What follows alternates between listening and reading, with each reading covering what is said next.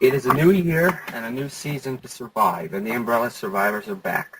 I'm Dylan, here with Mike and Kayla. Karen, again, is not with us because she's on vacation. And we all agreed that we wanted to have Season 2 be huge and explosive. And what better way to set off that bang than to have one of, if not the most iconic player in the Resident Evil franchise, the only voice of Claire Redfield for the past 13 years since her introduction in Resident Evil 2, legendary Alyson Court. Hi. You really have no idea how grateful we are to have you here, Alyson. We have a lot of questions for you, obviously, but I think it makes the most sense to start with how did you first get started with Resident Evil? In 1997, I got called in for a voice audition to audition for what was called the adventure game. And as you know, game companies are very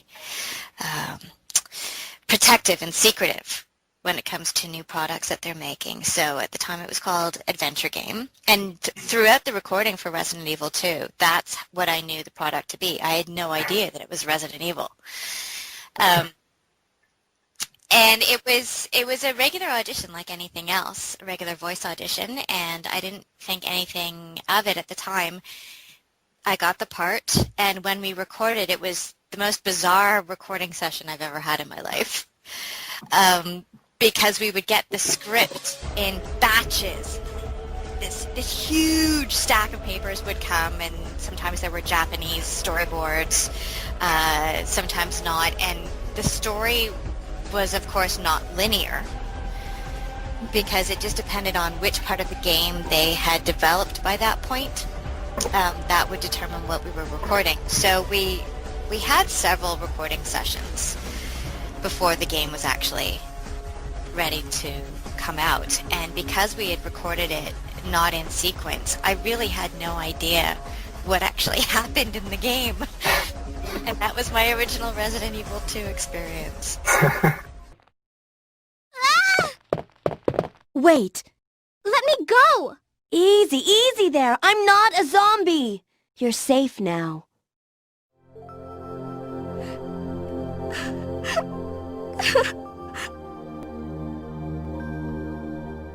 My name's Claire. What's yours? Sherry. Do you know where your parents are? They both work at the Umbrella chemical plant, near the city limits. The chemical plant? Then what are you doing here? My mom called and told me to go to the police station because it was too dangerous to stay at home. From the look of things, I'd say she was probably right. But it's dangerous here as well. You'd better come with me. But there's something out there. I don't know what it is, but I saw it. Much larger than any of those zombies. And it's coming after me. What was that? That's what I was telling you about. It's here. Sherry, wait! When you did, since you didn't really know what it was, when you got it, did it feel just like another job, or did it feel special somehow? It certainly didn't feel like any other job in terms of something to compare it to, but I've been really lucky. Every job I've ever had a uniqueness to it. So I enjoyed the fact that it was completely different from what I was spending most of my time doing those days, which was I was touring around North America, heavily promoting the Big Comfy Couch. So it was nice to come back off the road and go into a recording studio in Toronto and get to scream my lungs out. You know? That's typically frowned upon when you're entertaining 2-year-olds. I can imagine. Yeah. So I could tell there was something different about it, and also the fact that there was a room full of people from Japan, which I wasn't really accustomed to. Mm-hmm. So yeah, there were some unique qualities about it. And so were you familiar at all with the first game? Have you ever heard of it before? No. I didn't know anything about the first game. I didn't know anything about the franchise. So that's the funny thing. They could have told me that it was Resident Evil 2, and I would have been, yeah, okay, that's lovely. But as it happened, I don't know if you've heard the story of when I put two and two together as to what it was that I had actually worked on. I was at a conference in New York. I think we were probably at the Jacob Javits Center, and it was one of these trade fair shows. And I was there with one of our licensing groups for the Big Comfy Couch. And they had the couch there, and I was in full lunette get-up, sitting on the couch, saying hi to people and doing autographs and photographs and things like that. And the booth directly adjacent to us happened to be a distributor for Resident Evil 2. And I heard my own voice.